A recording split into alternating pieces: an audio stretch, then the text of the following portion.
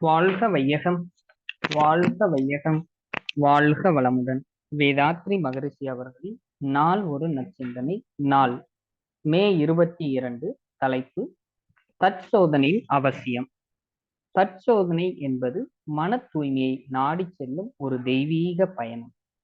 ஐய உணர்வின் பயப்பட்டு ஆன்மாவானது உணர்ச்சி பெருக்கில் பல செயல்களை புரிகிறது. விளைவறிந்து செயலாற்றும் பண்பு ஓங்கும் வரையில் ஆன்மாவின் செயல்களால் பெரும்பாலும் துன்பமே விளைகின்றது. துன்பமோ பொருந்தா உணர்வு. அறிவு உயர்ந்து விழிப்பு நிலை பெறும் வரையில் ஆன்மா பழக்கத்தின் வழியேதான் செயல்களை ஆற்ற முடியும். எனவே துன்பங்கள் மேலும் மேலும் பெருகுகின்றன. இந்த நிலைமையிலிருந்து தன்னையே தான் மீட்டுக்கொள்ள நிச்சயமான ஒரு வழி தற்சோதனைதான்.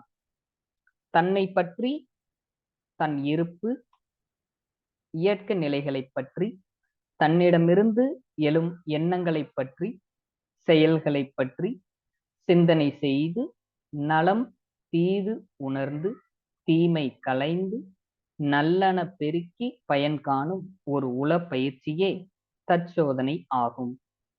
இது மனிதன் அறிவை உயர்த்தி வாழ்வை வளப்படுத்தும் ஒரு நற்பயிற்சி. சமுதாயத்திலே நீ ஒரு பொறுப்பை ஏற்று தொழில் புரிவதால் உன்னை வளர்த்து வாழ வைத்த சமுதாயத்திற்கு நீ கடனை தீர்க்கிறாய். குழந்தைகளை ஒழுக்கத்திலும் கல்வியிலும் சிறப்படைய செய்வது சமுதாயத்திற்கு ஆற்றும் ஒரு சிறந்த கடமைதான். ஒரு குழந்தையை நல்லவனாக கல்வியில் சிறந்தவனாக உருவாக்கினால் ஒரு நல்ல குடிமகனை உலகுக்கு அளித்து உதவுகிறாய் என்பதுதான் பொருள். உன் வருவாயை விட்டு கடமைகளை மறந்து வெளியேறினால் நீ எங்கே போக முடியும்? அடுத்த வேளை பசிக்கு வந்தால் நீ என்ன செய்ய போகிறாய்? அதாவது அடுத்த வேளைக்கு பசி வந்தால் நீ என்ன செய்ய போகிறாய் என்று மகரிஷி கேட்கிறார். பிச்சைதானே எடுக்க வேண்டும், அது பிறருக்கு சுமை அன்றோ? அருட்தந்தை வாழ்க வளமுடன்.